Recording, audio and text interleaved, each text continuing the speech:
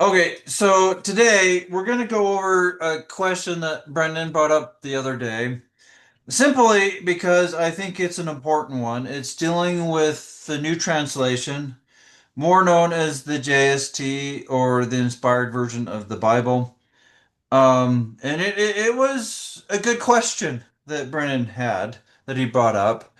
Um, and so I thought it was worthy to bring up in a recording because there's probably others have wondered it also.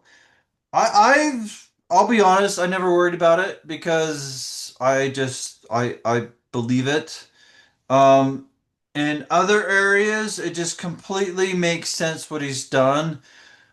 Or Joseph Smith, to be specific, in the new translation, including making chiasms possible. And he never talked about chiasms that I'm aware of, Joseph Smith. So Mhm. I don't think he was trying to do that. I think he was actually listening to revelation and inspiration from Yah. In addition, I actually think it's fairly safe to say that he may not have known that they existed. probably not. I know he had a Hebrew teacher later in life. And Hmm. I'll be honest, I don't remember the timing of that in respect to the new translation, to be honest. Though he did work on it throughout his life, right? Yeah. So at least part of the time he had or was after a Hebrew teacher. I'm inclined to think that he started before that, but this is where I'm weak in church history, and I'll just completely admit that. Okay. Um, Other people are much better at that than I am, which is fine. Everybody has their strengths, and we are to help each other. As Paul Well, put it, the hand and the foot are not to say they don't need each other. Okay, go ahead, well, man. the reason I bring that forward is because I do think that that really makes it, well, how do you explain the chiasms then if he doesn't even know that they exist? How do you explain how his translations bring them about? And Because the you only was, way oh, the go only ahead. way that you can explain it is through given that he didn't know that they exist, is through revelation Or inspiration, or or inspiration. he. Another aspect is that he actually talked with those men, and they may have Yeah. told it to him, Hmm. and he remembered And it. that would qualify as revelation, I think. But I think that so. I think in my mind, okay, revelation is through Yahweh. We're talking with the men.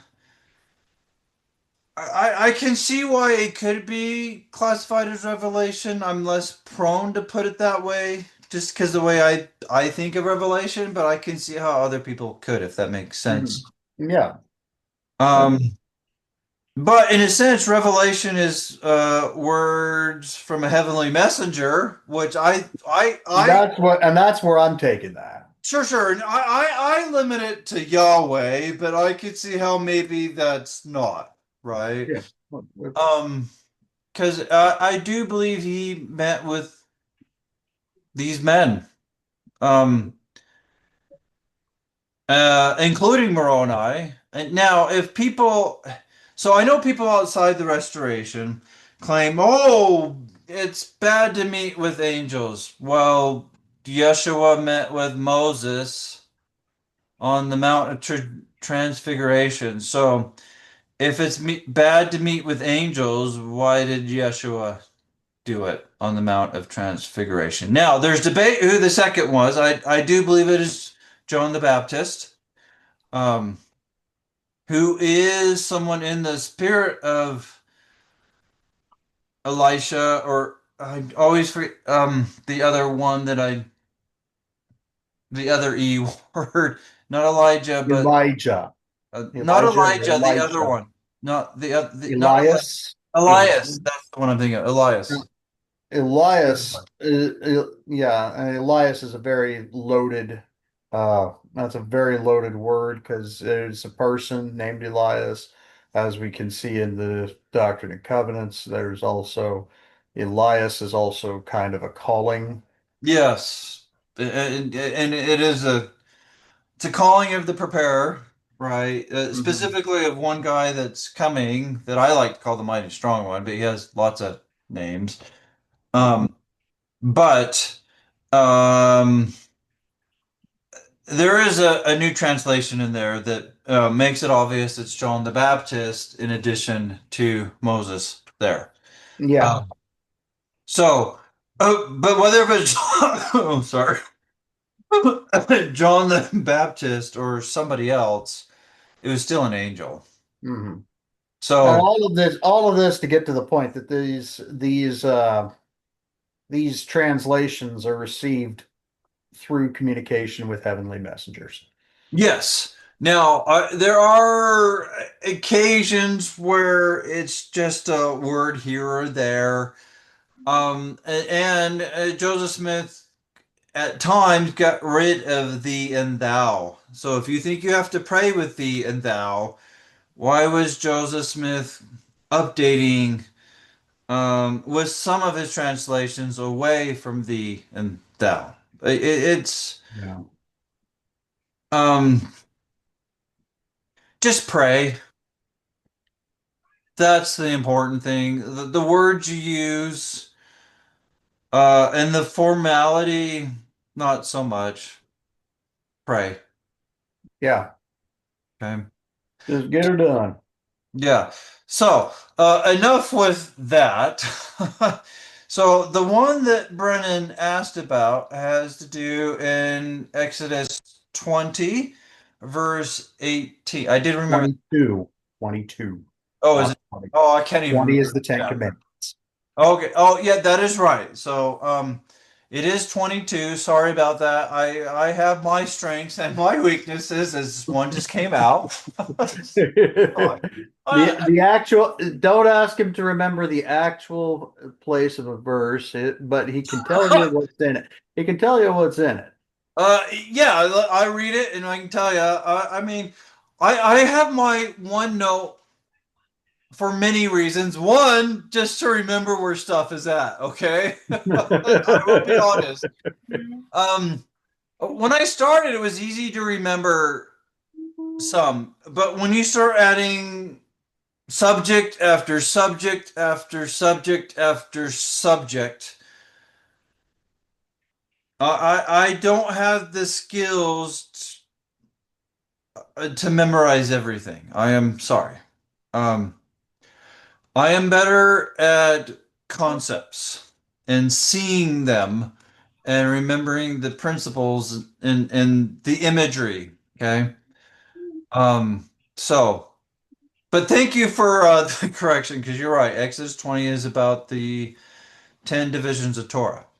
Um, but it's Exodus 22:18. So Brendan was wondering why did Joseph Smith change this witch to murderer here?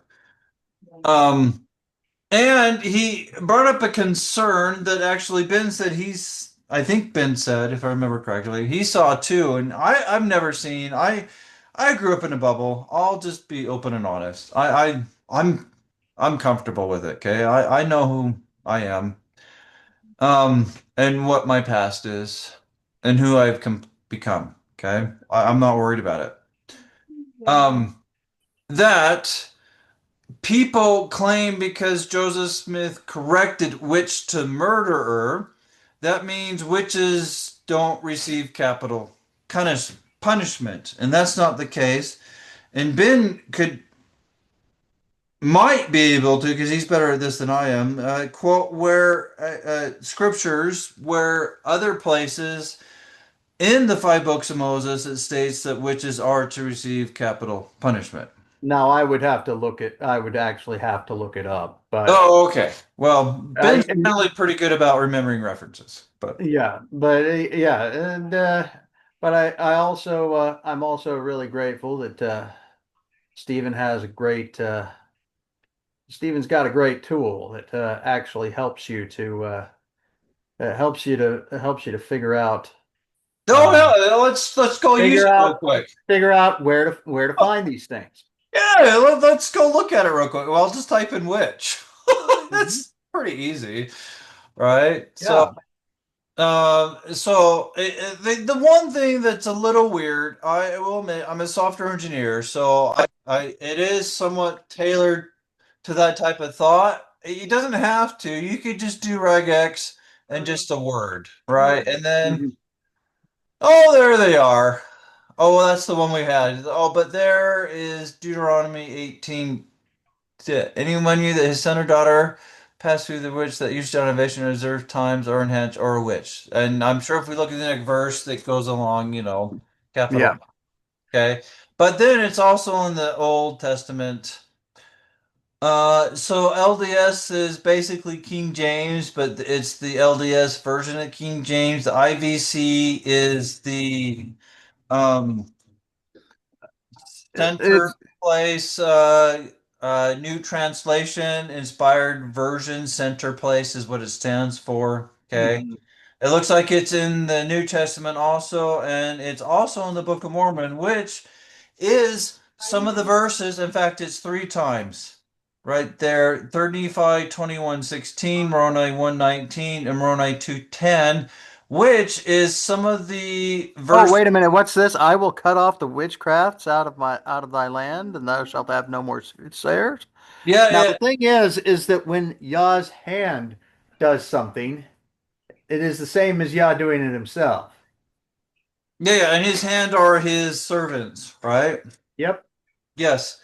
And so these three verses here in the Book of Mormon after the cross, that's a very important period or time distinction there that shows that Torah is still valid. And I'll put in the notes the recording that I have, or it goes over many of these. Okay, Mhm. including I'm sure those three. Now I don't have it all memorized, but if witchcraft is talked about in Torah, how it's evil. Here is the Book of Mormon after the cross talking about something in Torah as still evil. Okay. Right. And it's saying, I will cut them off from my land. Cut them off. That is a very literal cutting off, physical. Yeah, it's capital punishment. Just it's Yeah. death.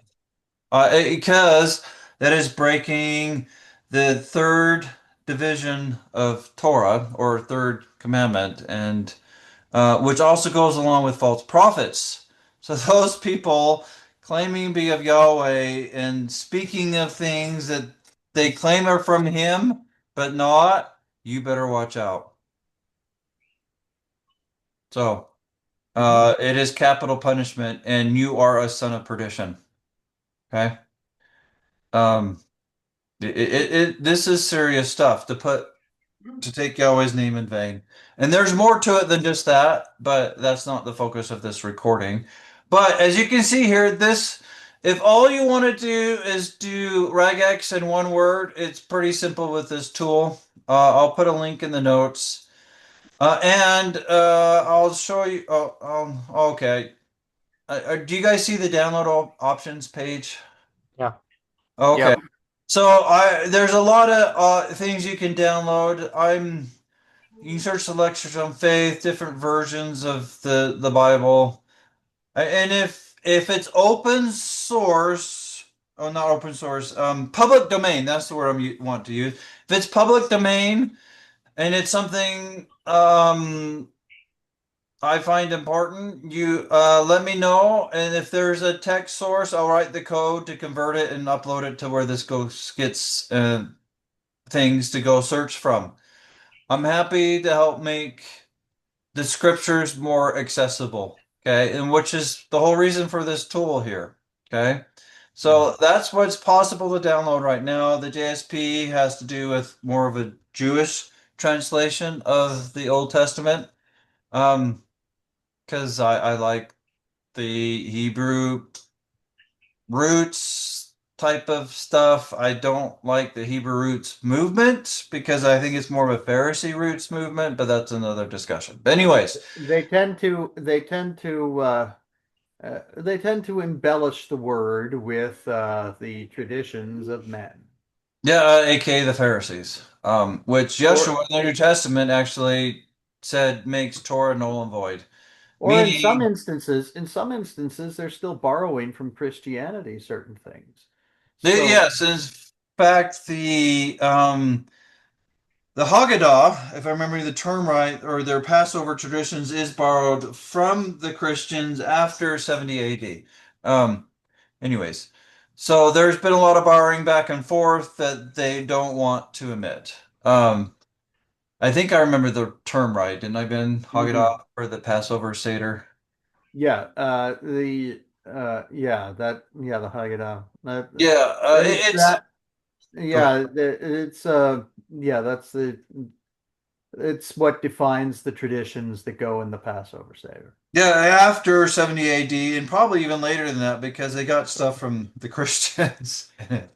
Um, Yeah. and not to Well, mention, here's the thing that you need to realize is that practically all of modern Judaism is actually a reaction to Christianity. There's very I don't know about all there's because I very do a lot of, I did say practically all. I didn't say well, all. I there's a lot of Talmud stuff that was long Well, a lot of the traditions recorded in the Talmud were actually recorded after Christianity was the more mainstream religion. And that's so the interesting thing is, so this is a very real. Most of the Talmud was not in existence at the time that Yeshua was alive. oh, it's the Mishnah. Sometimes I get Yeah, it's the Mishnah the uh Mishnah is very important to understand for historical oh and cultural context of Yeshua's life, but it's none of it is the word of Elohim. correct, but it can be some helpful to know what traditions he was combating. But Or either traditions he was combating, or in some instances, especially given that there's not much recorded about Hanukkah in Old Testament. the Old Testament, some of those traditions he may have been living. Yes, That doesn't mean that those that does, but just the thing that we need to realize is that just because he lived those traditions does not mean that those traditions became law. yeah. So Hanukkah is a non-commanded holiday. Now, Hmm. it's in the Maccabees. There's no Hmm. questions about that. I do believe it's older than that, even though it's not in the canonized Hmm. Bible. There are possible suggestions in the canonized Bible. Right. But endless arguments on that. Okay. Yeah. The main point is it's not commanded, but Yeshua did keep it. So I do believe there's validity to it because Mhm. Yeshua did not keep traditions that did not have any validity to it. And I'll And just I do believe that there's some value. I do believe that there's definitely value to be found in honoring the commitment that those men had to not syncretizing, to not mixing what they believed to be the word and will of Yah with Greek tradition. and he's talking about the Maccabees there, I believe. I'm talking about technically it was the ancestors of the Maccabees that fought that particular battle. The Maccabees came after Judas Maccabeus was this Maccabeus Judas Maccabeus is the son of the leader of that rebellion. Well, So but the dedication was on Hanukkah. yeah, the dedication was on Hanukkah. And he is the one who was there to do it. So, Anyways, minor point there. Though I mhm. will say I don't follow Orthodox Pharisee traditions on Hanukkah. I do seven candlesticks for 8 days. Yeah. And I have posts on it. We're not going to talk about it. But yeah, we need to move on from that. But the thing is that the thing is that Hebrew roots tends to get it tends to play Hebrew roots, and especially Messianic Judaism tends to place um, sh- too much weight on traditions that were started in reaction to Christianity. And possibly even older than that because of the Pharisees. But Orthodox Jews prize and are proud that they're descendants of the Pharisees that were arguing with Yeshua. Hmm. So it's ironic to me that the Messianics look for them for wisdom. But anyways, that's another. And the Hebrew rooters, because primarily Hebrew rooters are Christians in one form or another that are then trying to go to the Hebrew roots of Hmm. their faith, but it ends up being Pharisee roots in most Yeah. cases. So And yeah, and so that's so moving on. yeah. We're Anyway, so we saw one other occasion in Deuteronomy for capital punishment for a witch, right? Yes. So it did Joseph Smith correcting Exodus 22:18 is not saying that witches are not to receive capital punishment. And we saw three cases in the Book of Mormon and throughout the Old Testament, Mhm. and I think the New Testament too, if I remember correctly, but I Yeah. could be remembering that wrong. So it's still wrong, okay?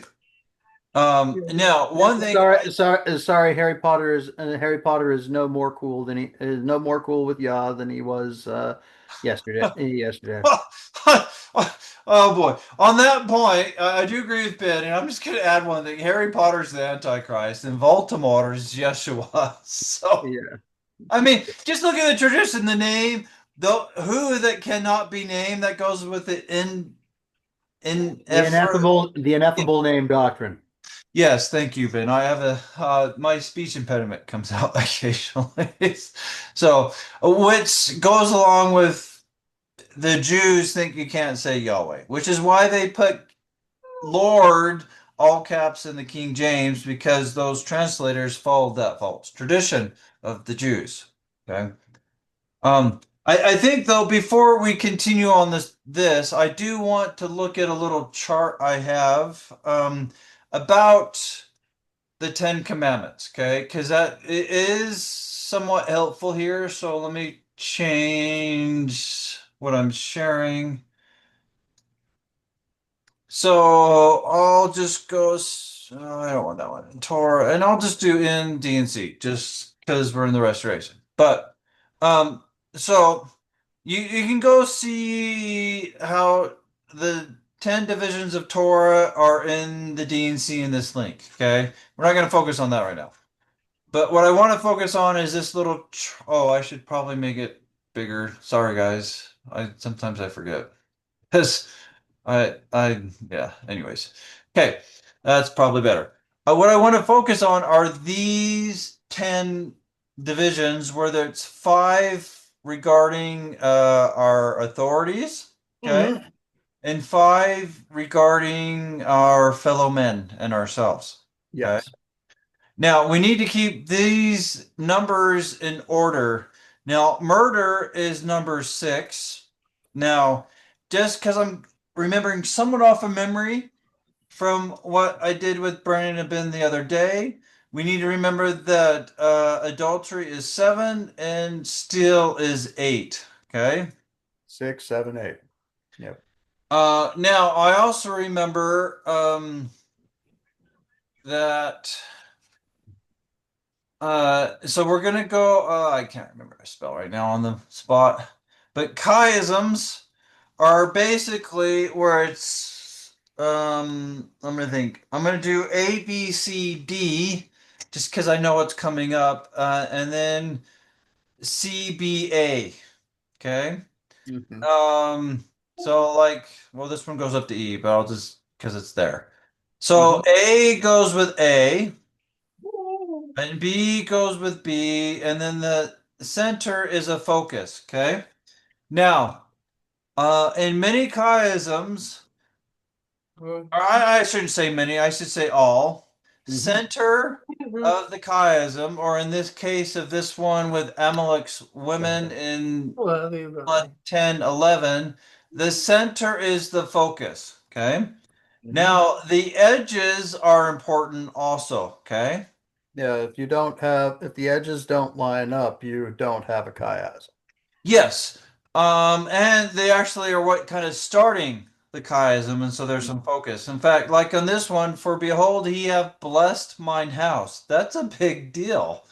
I Mhm. want my house blessed. I don't know about you, but I Mhm. would love my whole household to be blessed from And Yahweh. notice how that goes very well with and the blessing of Yahweh uh, rested upon us according to the words which he spake. Yeah, that completely goes together. And it's because of the work of the Father. Hmm. Now, there's two levels with Father, the actual literal Father and the Father in heaven. Okay. But in this random one I picked, you can see how the edges and the center support each other there, right? Yeah. Yes. So that was a lucky, oh, more than just a lucky, because a lot of them are like this. But anyways, you can see there that that just works. Okay. Yeah. Now the sections in the middle, sometimes it's a little can sometimes the connections can seem a little strange, but there's always a There. connection. Some are stronger than others. I'll admit that. Like Yeah, kinsfolk and children. there's always a connection that you can see. Yeah, kinsfolk and children definitely go together, and the woman or wife going with the kindred, that definitely goes together. Um, I can understand why some people may debate that one a little bit, but I don't think it's a valid argument, and I don't want to focus on that right now because I'm not. Yeah, You can go read Amulek's Women if you want. I highly recommend it. Of course, I might be biased. Go ahead. yeah. So basically, the only reason I'm pointing that out is because as people look over chiasms, they will probably notice that. So just Yeah. uh, what's important is that the beginning of the chiasm and the end of the chiasm match each other strongly, and that the center is a strong focal point related to the outside edges. So I haven't updated this page in a long time, but I know when I did all things you should do, I did a lot of chiasms, and I Mhm. listed them there. There's a lot, as you can see.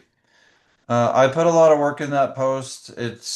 I learned a lot while doing it. Anyways, I highly recommend reading it, but we're not going to sidetrack on that. So with those two understandings of the 10 divisions of Torah, and specifically the sixth, seventh, and eighth commandments, right? How they're and what they are, and how they go one after the other. Okay, Mhm. so do not murder, do not commit adultery, do not steal. Now, the reason I'm bringing this up because this was part of the answer I figured out with Brennan on the spot. Here, it's not on the spot. But with Brendan, it was on the spot on how he asked why was it changed from witch to murder or murderer. Sorry, I do believe this was inspiration, revelation, or because he talked to an angel.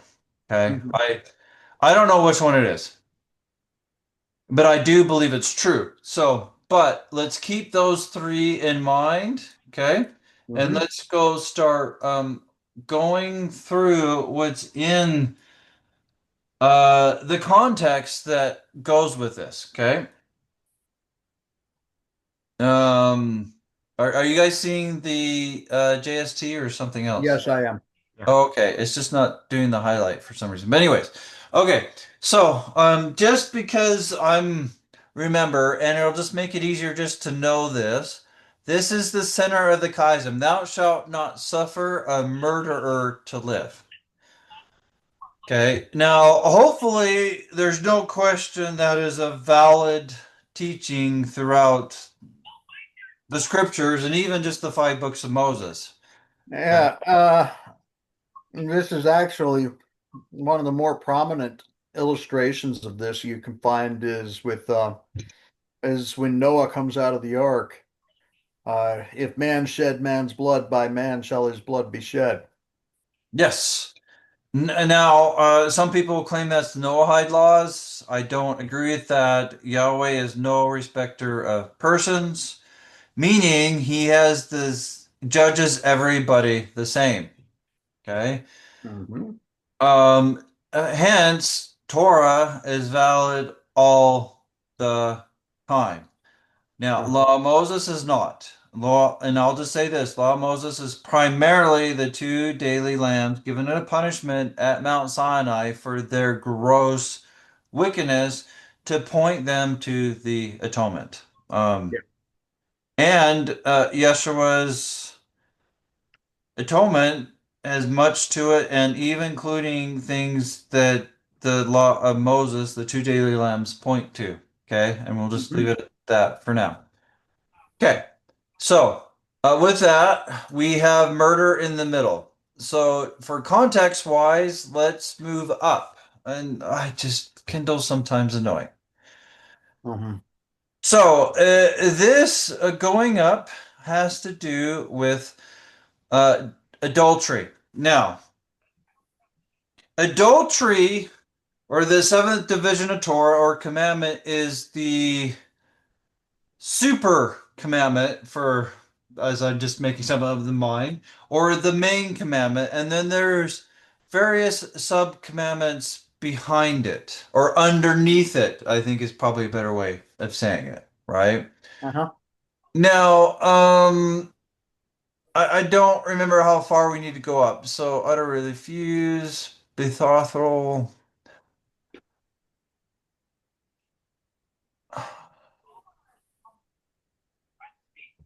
Okay, so I think we go 16. Just Mhm. if I'm wrong, we'll find out in a minute because I don't remember everything. Okay, people. Mhm. I'm better with the concepts and principles and making connections. So, 16. Brennan, will you read 16 and 17? Because those two go together. And if a man entice a maid that is not betrothed, and lie with her, he shall surely endow her to be his wife. If her father utterly refuse to give her unto him, he shall pay money according to the dowry of virgins. Okay, so this has to do 16 through 17 of Exodus 22 has to do with fornication, Mhm. which is Which is under.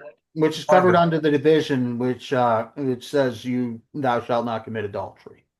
Correct. So these divisions, and that is focused on within what most people call the Ten Commandments are highlights Mhm. of these divisions, or probably even better state the most important part of that division. Okay. It's not the only part. Uh-huh. Um, and well, I think everybody. So the most important part of thou shalt not commit adultery is sexual. Okay. Mhm. But it is more than just sexual. It can also be um looking for emotional support from somebody other than your spouse. Okay. Well, in the juxtaposition of the Ten Commandments for the five for love Elohim and the five for love your neighbor, the two that stand together are committing adultery and worshiping idols. Yes. And so you want to talk about why? those two go together, as since you brought it up? Mm, Well, it's very clear from the scriptural record that God view or that Elohim that our Elohim views looking at other Elohim and worshiping other Elohim as higher than him. It's it is tantamount to the well, okay, first off, the church is the bride. Yahweh is the husband. When the church then proceeds to worship other Elohim, the church is committing whoredoms or committing adultery with those other Elohim because they are married to Yahweh. Correct. Good explanation. You're committing adultery either to your spouse or Mhm. against Yahweh, Yeah, right? And exactly. as you see here, I have the five and the five, and then a principle that then gets applied either to your leaders or your neighbor and yourself in the center. Don't betray relationships. If you're the bride of Yahweh, don't go betray him with other um, judges or gods, as that's mostly translated as, that I don't particularly like, but I'll use it for now because people are familiar with that term, right? And in case anybody was wondering, the children of Israel were the church. Just ask Stephen from Acts chapter 7. Yeah, not this Stephen, but No, just, I'm talking about one of the first church leaders in Jerusalem, Stephen. yeah, yeah, yeah. The one who I know. got I'm the one who just got his being head silly. the one who got his head bashed in with a brick. Yeah, yeah. From Paul, who did repent, but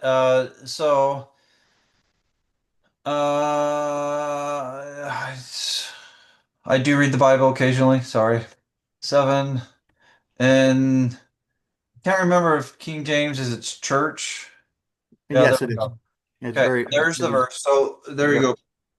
And this is he that was in the church in the wilderness with the angel, which spake to him in the Mount Sinai. Oh, the Oh, yeah, church this at is Mount Moses. Sinai?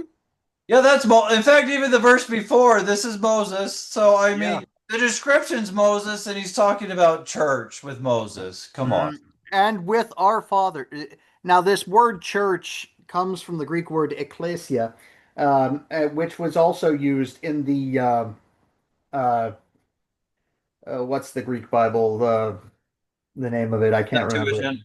The Septuagint. Or, It's used in or the the Septuagint. LXX if you want the language. Right.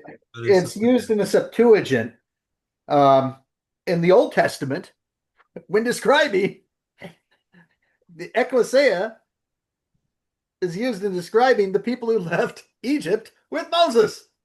yeah, it's the church. And you'll see that because you have to be circumcised, and I would say of heart, and we won't get into that, to take Passover. Yeah. So, anyways.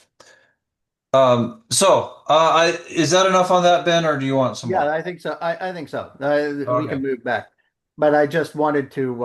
I just wanted to bring that forward because there's a lot of people who think that the church replaced Israel and that Israel was not the church, that they were given some form of lower law, and that's just not the case.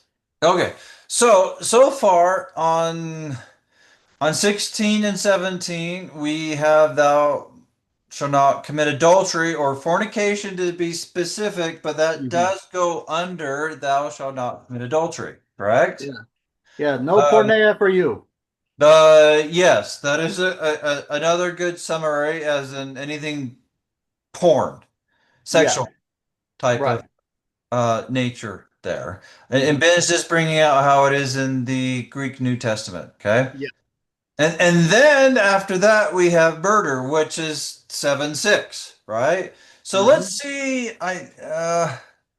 And wait, let's go up above here. Oh no, The no, I man. want to do underneath first, and Oh, I'll go underneath. up. Okay. Okay. Yep. Yep. Yep. So I don't know how far we'll go, so I'll read this one because it's kind of like nasty, and I'll take that. But I'll start with 19.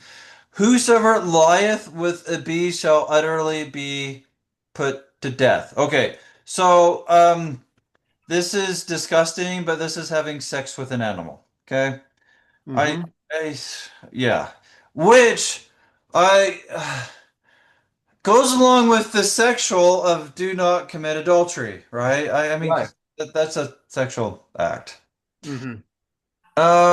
He that sacrificeth unto any god, save Yahweh only, he shall be utterly destroyed. Okay, so this is nice that Ben talked about the second division of Torah beforehand because he already brought up how the second and the seventh go together. So we can, Yeah. Well, I didn't know when you were going to get there, but I knew that it was going to come up. that you remembered more than I did. So, I'm just being honest. I don't remember everything, but I can work it out in the moment, right? Yeah. I'm more worried about remembering other things than some things. I'll just be open and honest about it. I'm not ashamed. Okay, so we have murder in the center, and then we have adultery or porneia or sexual around it. So far we see sexual, murder, sexual. Mm-hmm. Yeah, and that's exactly two verses of sexual on either side. Yes, or passages, probably to be better put it. Well, it's Oh going no, to yeah, have, you're right. Two verses, but the verses yeah. are man-made later. The verses are always and the verses are always man-made unless somebody composed it in verse, which I'd be like, wow, that was astounding. Thank you. Well, some people do nowadays, but anyways, but in the past they did. So, Yeah. okay.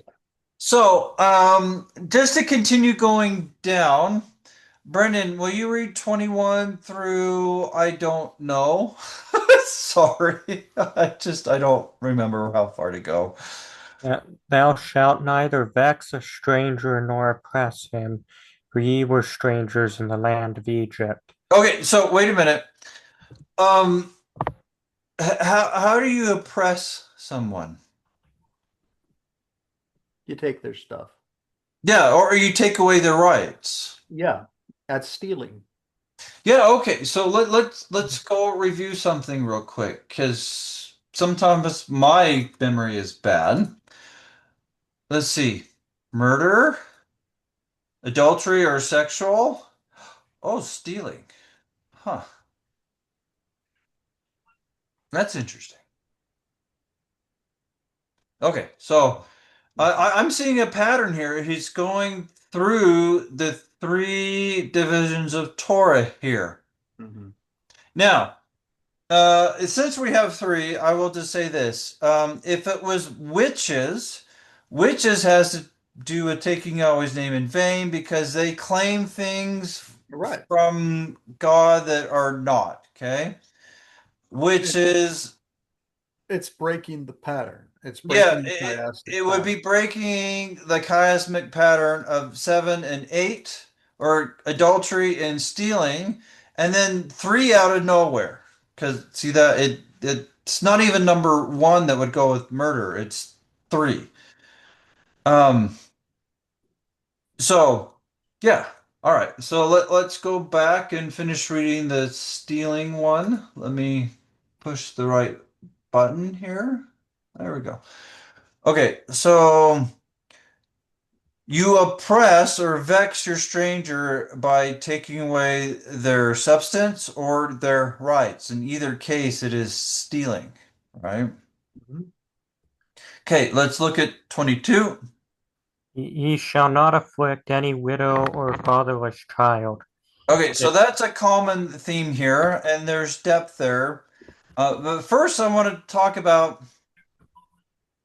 this goes along with the oppression and inflicting you now, and specifically with like the widows and the childless. It's partly tithing and justice. Okay. Mhm. Now, if you don't give tithing to those who they have the right to it. Is that stealing? Yes. Huh. Will a man rob God? Yet ye Yeah, have yeah. robbed me. And ye say, wherein have we robbed thee? In tithes and offerings. And he is speaking to the Levites, who are supposed to dispense the tithes and offerings to the poor. Yeah, he's not talking to the actual He's members. There's a not lot of talking to the churches. poor and telling them that they're robbing him. Yeah, he's talking to the ones that are not giving it out. Because he says, put it in the storehouse. Guess what? The poor who need it don't put it in the storehouse. They take it out of the storehouse. Mm. So, if so, one tithing, and then if they're not giving justice, are they stealing justice? Yeah, Yeah. because justice is actually, I would say that justice is a right of all mankind. Oh, yeah. I mean, that's part of what brings forth Zion is justice. And now there are people who will say that justice is not a virtue, not even a hard virtue. They will say that it's not virtuous at all. The only virtue is mercy. But justice is the virtue that makes mercy. Well, Justice is the virtue that makes mercy meaningful. yeah. In addition, justice helps people learn what is right and wrong. As in, we can bring up Alma 42, if I remember correctly. So let me pause for a minute where I get it up. We'll see if I remember the chapter right. Okay, so I was right on the chapter Alma 42, but I also remember it's in Second Nephi 2, but I do like the Alma 42 one more.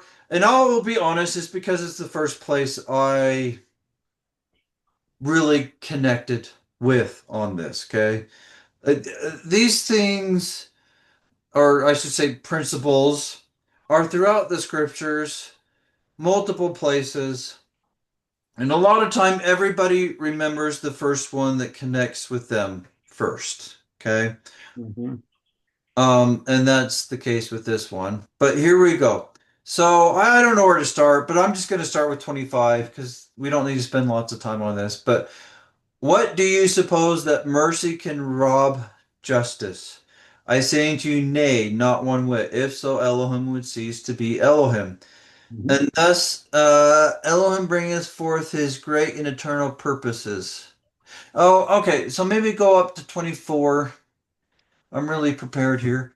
For behold, justice exercises all his or its in more modern English because justice is a principle, but this his is not saying that justice is a man per se. Or It's is it saying that mercy is a woman? No, yes, it's not saying that either. Good point I mean, there. just because wisdom gets a personal pronoun in one verse in the Bible does not mean that wisdom is a woman either. Yeah, okay, so this gets to the difference between English and other languages. Other languages, words have three sexes. Justice in Hebrew is masculine, and mercy and wisdom is feminine. That's why you get the particular pronouns. It's not because it's a person, as in English, okay? Um, English has lost um, these types of pronouns with words. Occasionally, most words don't even have sexes, but you still see it some in modern English, like a waiter and waitress. Mhm. It's getting lost. In fact, people have a lot of people because of some woke movement and feminism, feminist movement have forgotten that male actually is inclusive for both sexes. Mhm. So there's a lot of the language that's being lost and forgotten, and then people are misinterpreting the scriptures that were put in a day and a time where people knew these things. Yep. Um, which, because of loss of education, of even just grammar and definitions of words, the scriptures are losing meaning and being twisted because of that. Okay. Yep. But anyways, so what do you suppose that mercy? Oh, wait, sorry, wrong one. 24. For behold, justice exercises all his demands. So this actually kind of brings out how it's justice that's doing punishment, not Yeshua. It's Mhm. justice that demands punishment. It is Yeshua that makes mercy possible. Okay. But I will also point out, while Yeshua makes mercy possible, Yeshua will also be the executor of is also the executor of justice. Oh yeah, he's the judge, but he's doing according to the law. And Mhm. on that point, he is a legalist. And I will say, so am I, because he was, and I want to be like him. Mhm. If everybody's a legalist when it has to do with somebody else and how they hurt them, no Yep. one, hardly, or not many are legalists when it has to do with when they actually break the law. It's a double standard for most people. Okay. Is they all everybody wants their justice when it's done to them, or at least call out that it's wrong. That's a double standard. It applies to you also, okay? And you know it deep down. You just don't want to admit it. Well, nobody nobody wants nobody wants to pay the piper. Everybody wants to dance. Nobody wants to pay the piper. Yeah, everybody wants to party, but not um, pay the price. Yep. Um, okay, so mercy claimeth all that is her own, and that's because of the atonement, okay, and repentance. And Mhm. thus none but the truly penitent, which is another word for who had repented at least once, okay, if not Mhm. more, um, are saved. Mhm. Oh, Now, oh, go wait a ahead. minute. You mean that mercy only has a claim on those who are truly penitent, i.e., truly having changed their lives and living according to Yahweh Elohim's mind and will, i.e., the law, i.e., Torah?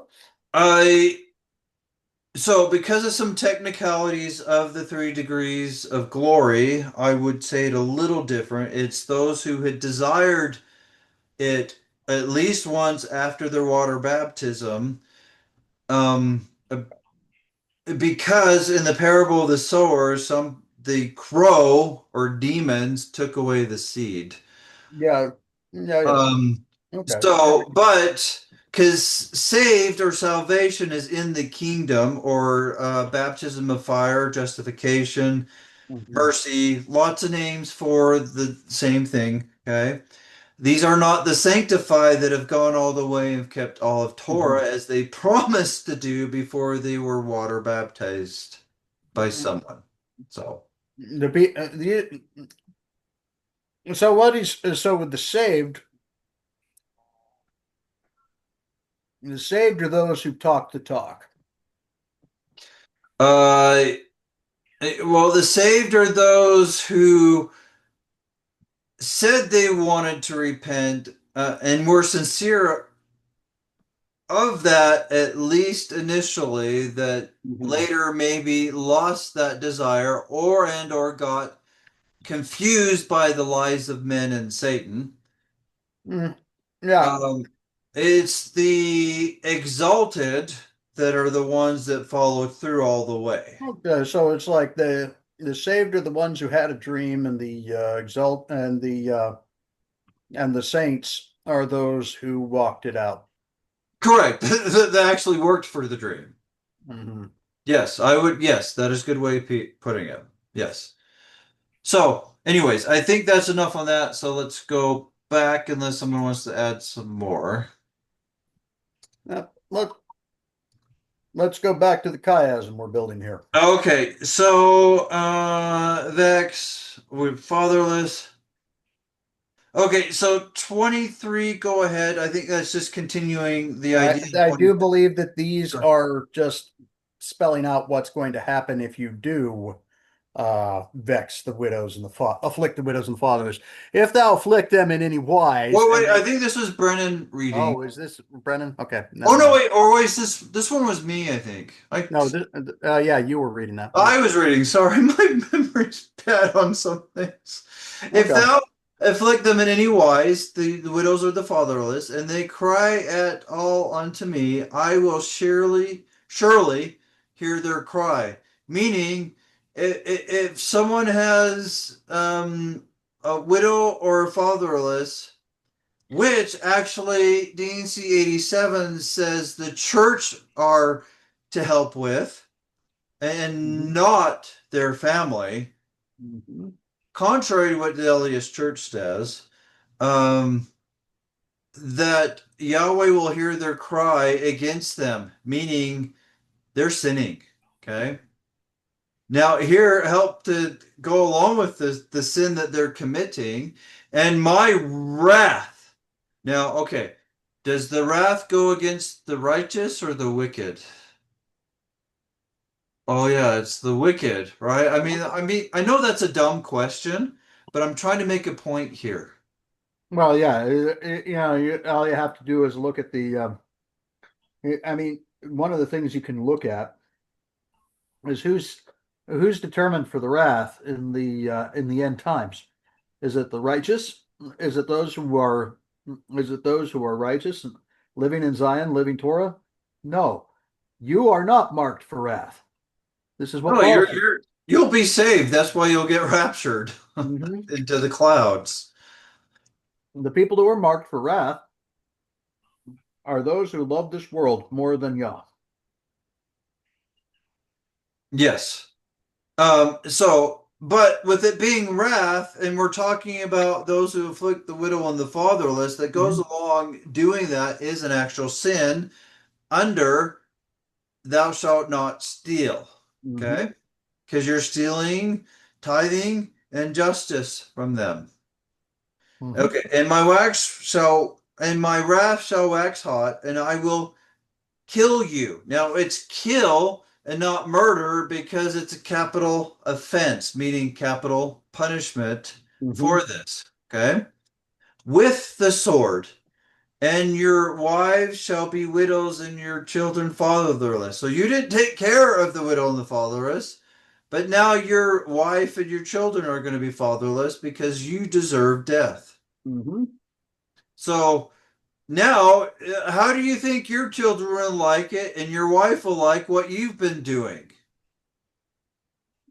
Yeah. He's bringing out the double standard here that they're applying. Okay. Mhm. Okay, so I'm going to keep reading because money has to do with stealing. 25, if you lend money to any of my people that is poor by thee. Okay, wait a minute. So there's a lot of people that think lending money is wrong. The fact that he is here saying that you can do this, but let me continue. Thou shalt not be unto him a usurer. And a usurer is someone who charges too much interest. It's Mhm. not that you charge any interest, it's that you charge too much. Yeah, a lot of interest practice in the world today is very usurious, I especially think, when it comes to payday loans and other things of that oh nature. yeah, stuff like that. And credit cards of like 30% and stuff like that. That's usury. Mhm. Um, So let me finish the verse. Neither shalt thou lay upon him usury. So usury is charging too much interest, or in other words, taking too much for him borrowing your money. And taking too much is a form of stealing because you're Mhm. taking more from him than is allowed by Yahweh. Mhm. Thus, you're taking what's his and thus stealing. And so Hence, you, under do not steal. Okay, go ahead, Ben. the interesting thing about this is that there's a commandment for restitution for stealing as well, and that is that you pay. I forget exactly how much, Well, it depends on the circumstances, but but in addition to what the value of what was stolen. yeah. So on what Ben's got, first you give back what was taken, and then you give more back, depending on some of the other circumstances, to pay back your wicked intent. So you're paying back for two things: for what you took and your wicked intent. Mhm. And depending on some of the various details of the wicked intent, will depend on how much addition you need to give back to right that wrong. Okay. Yeah. Okay, so I think I just 25, I'll do 26. If thou at all take thy neighbor's raiment as pledge, so raiment is their clothes, right? Mhm. Or maybe in blanket or something like that that he uses to keep warm at night. Okay, Right. which I think is or so back in the old days, sometimes they wore multiple clothes, more layering than we do today. Um, Mhm.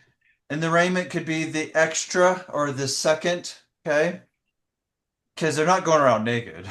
So it's the Yeah, intentional. that's yeah. But in today's world, what's going up, it could be like a blanket. Okay. Right. Uh, thou shalt, More often we're talking like a cloak or just an outer garment. yeah, and this goes even along with Sermon on Torah, as I prefer to call it, or Sermon on the Mount, as most people call it, because of the location. But guess what? Moses received Torah on, oh yeah, Oh, yeah, Mountain. yeah, go figure. Yeah, and it's actually the same timing too. And scholars will tell you that. But anyways, thou shalt deliver it unto him by the sun goeth down. So this is talk. So when the sun goes down, it gets cold. So he needs extra clothing to stay warm. Okay. Hmm. Um, Especially if so they're homeless. yeah, and then a pledge is basically uh they've they owe you money. Here, have this as a pledge, or if try to remember the long terms in today's world. The It's a guarantee promissory note. or promissory note or a guarantee, as in Hmm. if you don't pay this loan, you get the car or the house with a mortgage. It's Or collateral. whatever physical real property that you guaranteed the loan with, right? It's collateral. But In other words, it's called collateral, collateral. yes. Thank you, Ben. Collateral. It's the collateral. Okay. But if the pledge or collateral is his extra clothes or blanket to stay warm at night, you need to let him have it back at night and then get it back from him in the morning. Okay. So that way he doesn't die, so he can work on paying you back, and you're not stealing a life, right? So, Yeah. anyways, okay. So let me read 27. For that is his covering only. Okay, so this goes along with the blanket or the extra clothing, right? It is his raiment for his skin to keep warm, right? Hmm. Wherein shall he sleep? Oh, so there you go. Even at nighttime, with the sun going down. And it shall come to pass when he crieth unto me that I will hear, for I am gracious. So you caused this. You're you didn't cause that he was poor, but you're afflicting the poor too far. Yeah. Okay, you're making it too hard for the poor, as in these payday loans that give ridiculous, they're probably like 300% a year rates. I don't know Yeah. what it is, but Yeah. it's just ridiculous. It's highway robbery. Yeah, yeah. Um, and you give collateral as in your title to your car, it's highway robbery. So let me read the next one. Because I don't remember what it has to do. Okay, no, no. So that's it for stealing. The 28 actually is something we'll talk about in a little bit. So, Mhm. okay. So, we did 16 and 17. Oh, okay. So we got murder in 18 with the new translation. We Mhm. got do not steal 19 and oh wait, sorry. No, do not commit No, do not adultery. commit adultery. Sorry, 19 and 20, and then 16 and 17, which starts the chiasm. 21 through 27, we get do not steal and subdivisions of do not steal, correct? Right.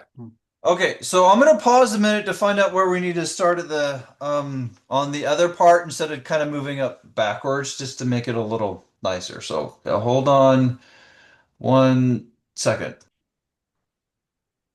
Okay, so we did a quick review together, and we found out where the stealing section um, above starts, and it starts in the previous chapter in Exodus 21, verse 33. Mhm. Now, there are some various weird commandments in today's world, but it basically goes along the lines of stealing either purposely or because you did not take care of something that's reasonably should be have thought through, and thus because of your negligence, I can you say Neg- that word for me? I think I said. negligence.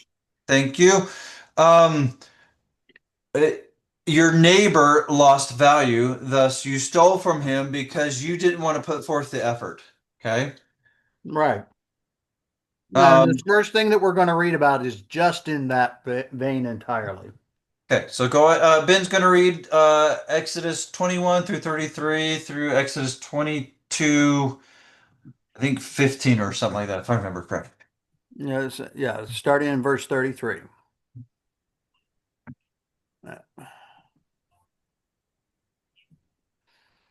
Okay. And if a man shall open a pit, or if a Which is man, basically digging. yeah, or if a man shall dig a pit, so he basically puts that out there, and not cover it, and an ox or an ass fall therein, and then the owner of the pit shall make it good and give money unto the owner of them, and the dead beast shall be his. So basically, he did because of his negligent. Negligence. Yes, thank you. He decided to do a trade when there was a problem, money for the dead beast, right? Mhm. Because Yeah. otherwise it's stealing. He took value away from somebody else because he Mhm. didn't want to put forth the correct and proper effort. And it's really not that hard to put a covering over a pit. No, and uh, um, even in today's world, insurance example here, if you have a swimming pool and you don't have a way to cover the swimming pool, they don't want to cover your swimming pool. Hmm. Here's an example of it from Torah. So if you're okay with an insurance doing it and not Yahweh, you have a double standard. Hmm. And if one man's ox hurt another's that he die, then they shall sell the live ox and divide the money of it, and the dead ox also shall divide. Or if it be known that the ox hath used to push in times past, and his owner hath not kept him in, he shall surely pay ox for ox, and the dead shall be his own. So basically, if your ox hurt somebody's and it's the first time, do your best to kind of Make amends. 50-50 it. Put some effort into to make it good with the owner. But it's kind of like, I guess you could say it's kind of 50-50. right? Right. Agree. But if it's done it before, it's your fault because you should have known better. hmm So So it kind of goes he off at accident versus neglig. Oh, I can't. negligence. Thank you. So yeah, so the thing is in that instance, the live ox would become the property of the person who whose ox was killed, and the dead ox would now become the property of the person whose ox killed that ox. Yeah. So it's kind of a trade, right? So, Mhm. all right. So now we're in Exodus 22 for a bit. Okay. Now, if a man shall steal an ox or a sheep and kill it or sell it, he shall restore 5 oxen for an ox and 4 sheep for a sheep. So If a this thief, is where it gets where we talked about earlier. You need to give back more than what you took when you had mal intent. Okay. yes, if a thief be found breaking up and be smitten that he die, there shall no blood be shed for him. If the sun be risen upon him, there shall be blood shed for him, where he should make full restitution. If he have nothing, then he shall be sold for his theft. And if the theft be certainly found in his hand alive, whether it be an ox or an ass or sheep, he shall restore double. So in this instance, you have somebody who stole something and it died, or he sold it on. Um, in the event, what this is saying that in the event that that he got busted up and died, no vengeance is called for. Yeah. So if in the process of trying to get your sheep back, if the thief dies, Mm-hmm. it's not murder, Yeah. right? And the sun be risen upon him. And whatnot. This is a funny phrase that goes along if you know his intent or not. Mm-hmm.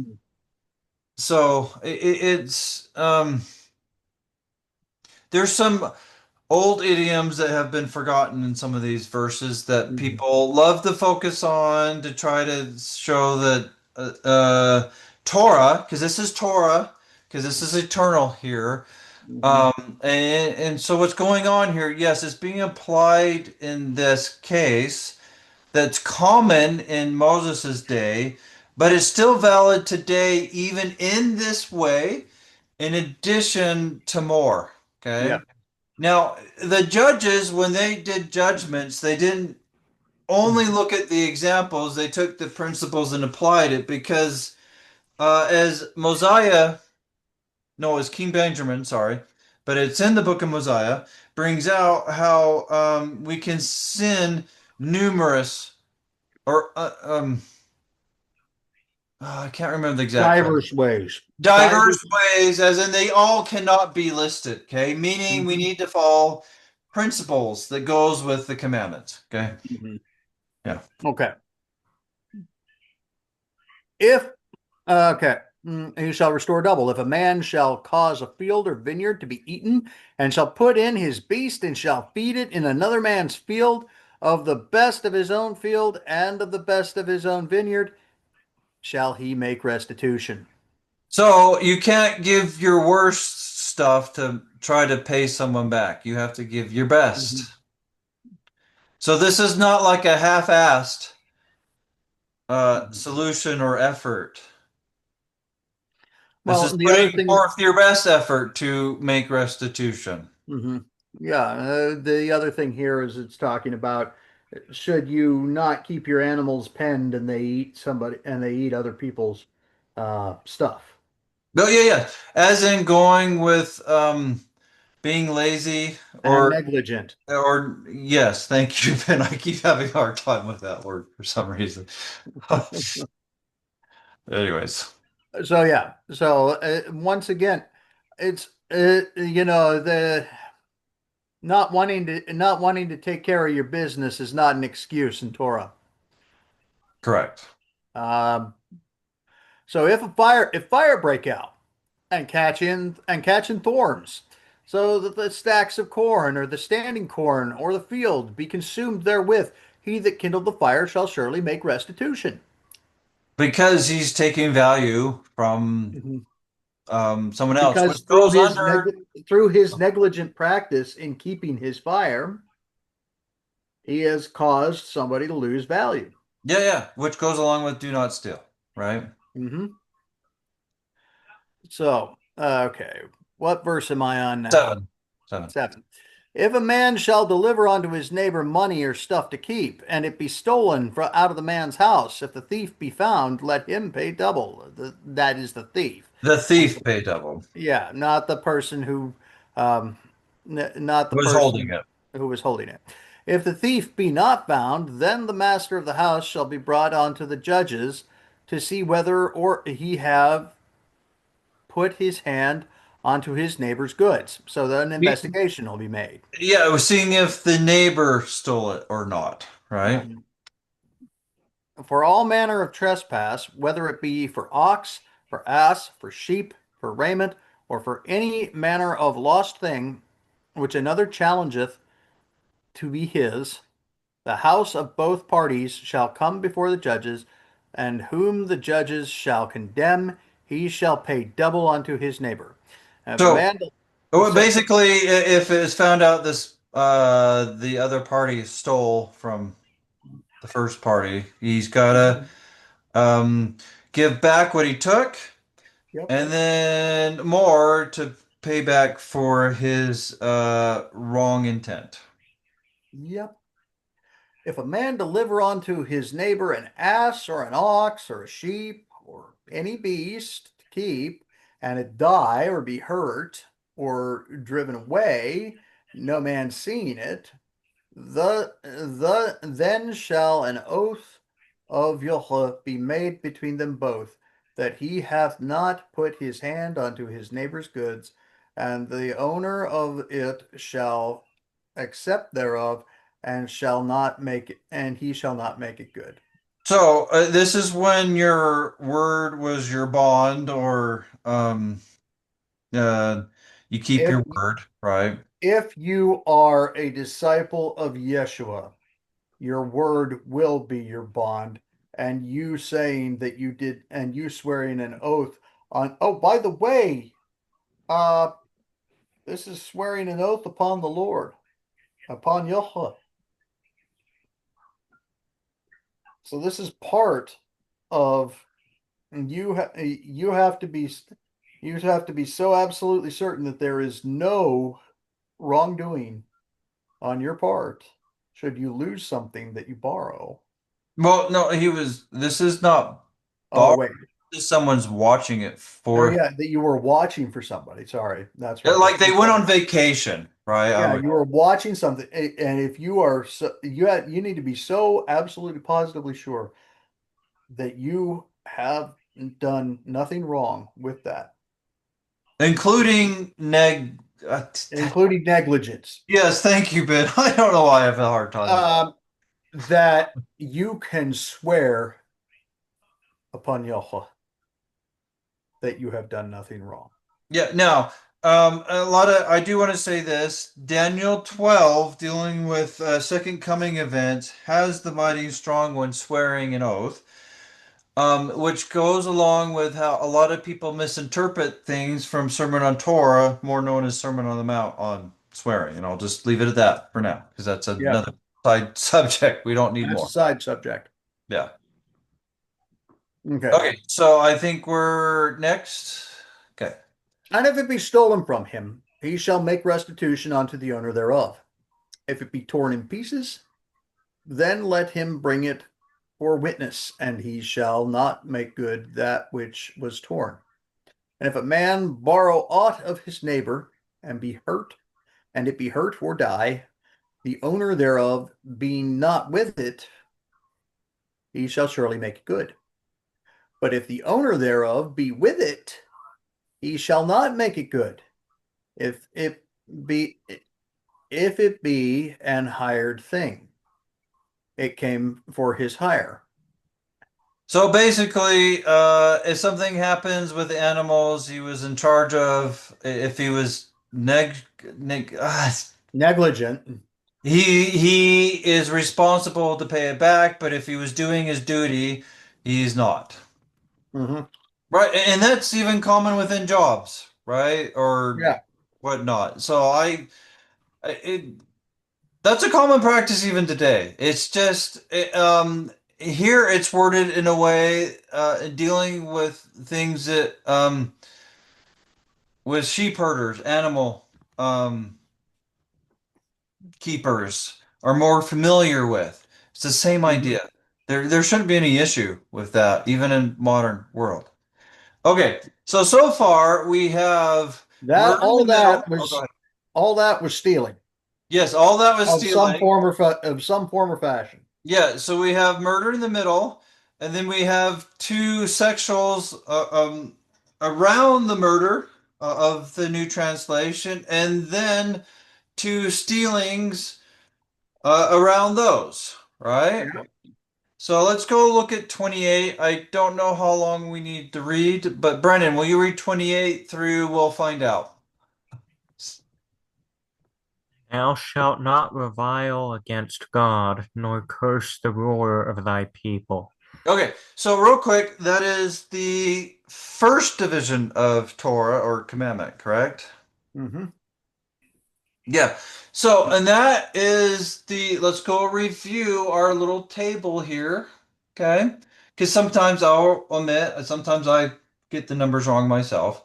Um, but reviling That against, correlates to murder. yes. So one, going against Yahweh goes along with do not murder. Okay. So let's look real quick, see if we need to read the next verse or not, because I really don't know. Uh, no, I don't think so. Let's pause for a minute and see how far up above we need to read. So let's figure that out. Okay, so it looks like we need to start at Exodus 21, verse 28 for murder. Okay, and I think it's my turn to read. Okay. If an ox gore, so gore I is a kill, okay? Gore is when the ox runs somebody through with its horns. Well, okay, so I was right, which is killing him, because that will Yeah. kill him. Well, and not necessarily. It Uh, won't necessarily kill. So no, that's true. that's That's why true. it's so important. The next phrase is so important because if it was an automatic kill, he wouldn't have to say Die. that he Okay, died. valid point there. So he could be at minimum majorly hurt, which then Uh, there would be other yeah. consequences. But Mhm. here it is specifically talking about dying, which would be thus the animal or ox in this case killed the man. It hath committed murder. Uh, No, I I don't think so he could. murder implies intent. I don't know if the animal can have that intent. In addition, you can't murder a human cannot murder a fly because it has to do with Right. humans. So I know people would like to claim nowadays you can murder a fly, but that's from Um, the but, technical but definition of the word you can not. but I think I am going to just point out that I was joking. Oh, okay. All right. All right. All right. Okay. So we do like to have some fun here, that for sure. There is learning the word and having fun at the same time, right? Yes, So, exactly. anyways, okay. So if an ox ram a man or a woman, that's a good replacement, right? Ram it. Yeah. Um, that they die, then the ox shall be surely stoned. Now, not put to death anyway, but stoned. Okay. Hmm. Stoning is from Torah, and it is still valid. If it wasn't, it would be sinful to fire and brimstone the earth in the second coming. Okay. So, in order to stone the ox, could one use larger stones? No, it doesn't say a size. So, I mean, we should not add or take away from Yahweh's law. So, I see nothing about a particular size.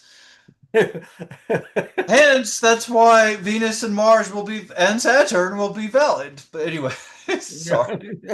Um, though actually, it's stuff coming from those three planets, not the planets themselves. But Yeah, anyways, it's the asteroids coming from it. the stuff in their trail. Yes, it's yeah. Okay, anyways, and his flesh shall not be eaten. But the owner of the ox shall be quiet, as in he should not complain or try to Mhm. get it not to happen, right? Mhm. Because it committed a killing which goes under murder. Okay? Mhm. Which goes along. Oh wait, let's go double check. What does murder go with again?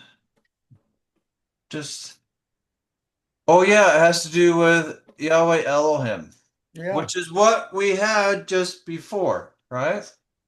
Interestingly enough, the entire house of Israel was gored by a golden calf that they died. Yes. In fact, maybe that's perhaps a deeper reason why they're talking about the ox here, right? That's a good point there you brought up there, Ben. Thank you. Okay, so I think I'm on 29. Yes.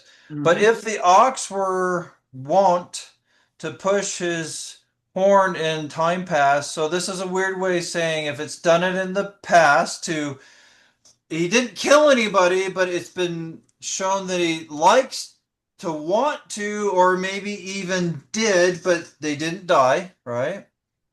Mhm. And it hath been testified to his owner, so the owner knows about it, and he hath not kept him in, or as in put him in on a rope or in a fence, okay? But Mhm. the owner, oh wait, no, this would be the ox. Sorry, hath killed a man or a woman. The ox shall be stoned. So the ox has the same consequence or end as before. I don't know if consequence is the right word, but it's okay, right? But now Oh, by the here, way, when it says that the owner shall be quit in the previous example, that means that the owner shall not be held responsible for the activities of the ox. oh, okay. Sorry, I said the wrong thing. Thank you for the correction there, Ben. Which is actually important for this next part of 29, Mhm. right? Mhm. The ox will be put to death by stoning, and his owner shall be put to death also. And I would say by stoning also, the same way. Because if the owner of the ox knew that the ox had this tendency, he allowed someone to lose their life because of his I guess. Negligence. Thank you, Ben. I don't know why I have a hard time with that one. Uh, It's because of the two different G sounds. that could be. So he's responsible for that death, which goes underneath murder. Okay. Mhm. 30. If there be laid on him a sum of money, then he shall give for the ransom of his life whatsoever is laid upon him. So I, This seems to indicate that a fine can be levied in the place of yeah, instead death. of murder or being put to death. Uh-huh. Um, so it probably depends on the family of the victim if they're willing to accept that or not. Okay. Right. And also it depends upon the leniency of the judge. Yes, yes, because the judge has to allow it. Mhm. Um, there could be various factors in that, so we'll just leave it at that, right? Mhm. So, okay. 31. Whether he has gored a son, so the ox gored a son or gored a daughter, according to this judgment shall it be done unto him. So if he died, he will die, right? Mhm. If the ox shall push a manservant or a maidservant, he shall give unto his master, Unto unto their master. their master 30 sickles of silver, and the ox shall be stoned. So this is just where it's not murder, but almost murder, where he harms a servant that's underneath a master, and Mhm. that the reason you pay the master is because those servants became servants to pay back a debt Mhm. that they owe to the master, and now that servant can't work and pay that debt. So that's why it's going to the master. Because otherwise, without that background, that could sound kind of like cruel. Okay, yeah. So if it's a free person, oxen owner, like possible to die. If it's a slave, No, I think servants better. I know what you would say, but Okay, all right, I'll be quiet then. I'm purposefully taking the way that they would look at it. Oh, okay, I'll shut up for a minute then. If it's a slave, oh, just pay the guy, 30 shekels. You're good. Okay, all right. So if it's a free man, it doesn't specifically specify how much to pay, but it's probably 30 sickles also. Um, Mhm. I don't know. I can see with it being a servant that it needs to be that amount. It goes to the master, be that amount if it's a free man. But okay, now we start getting to 33, which was going along with the stealing. Okay, So so what we have just here is murder on the outside, yep. theft as the second layer, adultery as a third layer, with the very center being murder again. Outside With the new translation, with with the new translation.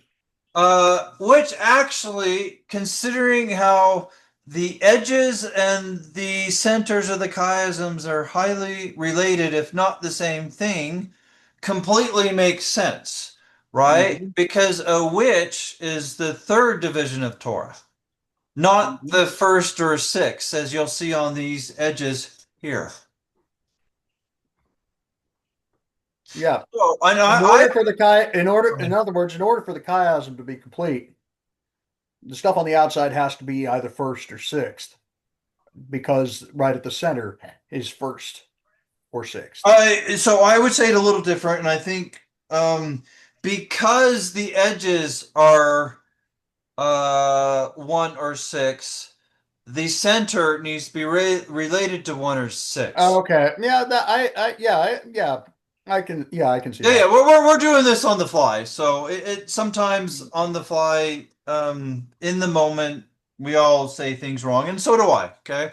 Yeah. um, which I do believe supports Joseph Smith correcting witch to murder to follow the pattern of what's going in the flow of the divisions of Torah or the Ten Commandments that's going on as we just showed in this chiasm. Um, if I had more time, I And would bear have in mind, actually did it officially, but it can take, with how big this is, it can take a bit of time. And we just barely voted to do this. So I didn't have time.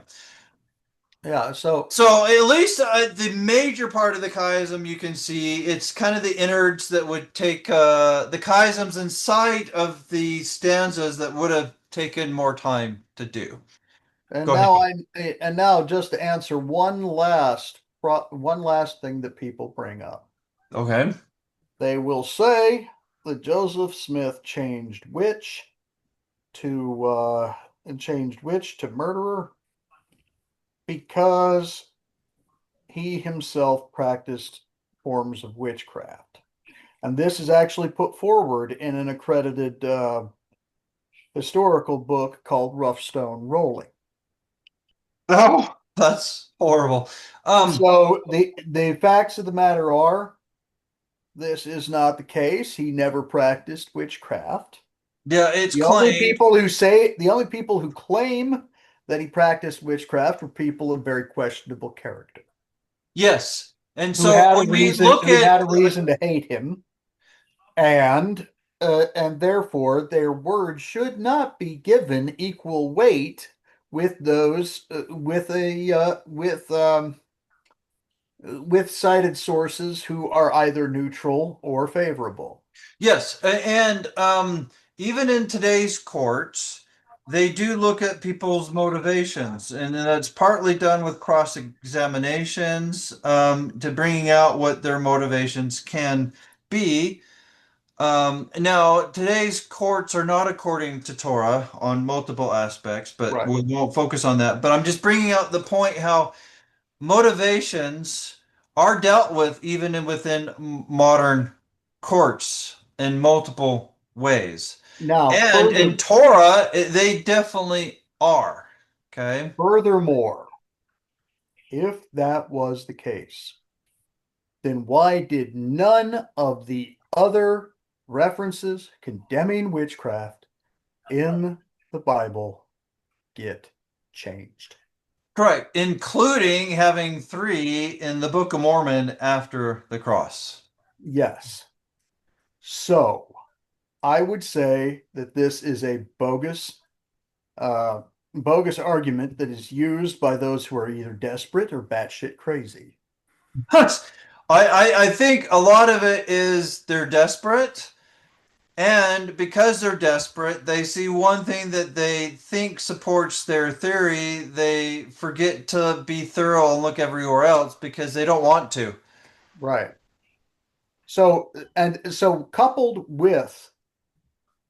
that with the chiastic structure involved in the construction of this statement from Yahweh through Moses. The fact that murder serves that better than witch, murderer serves that better than witch. I do believe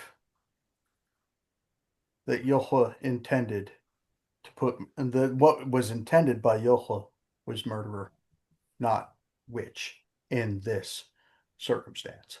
In this instance right here, in what we today know as Exodus 22:18. Now, I agree, the current manuscripts do have witch, but there are transcribal errors on accident and purpose at times. I do believe um, that the original was murder because I will say two reasons. I do believe Joseph Smith was a holy prophet. I don't know. And this one was probably either inspiration or revelation here, would be my educated guess. Maybe an angel told him. But then on top of that is the chiasm that we just roughly showed here, right? Mhm. I say roughly because I didn't go do it, show it formally and do it all out, but we did bring out the murder, still sexual murder, Mhm. murder as in humans or Yahweh, right?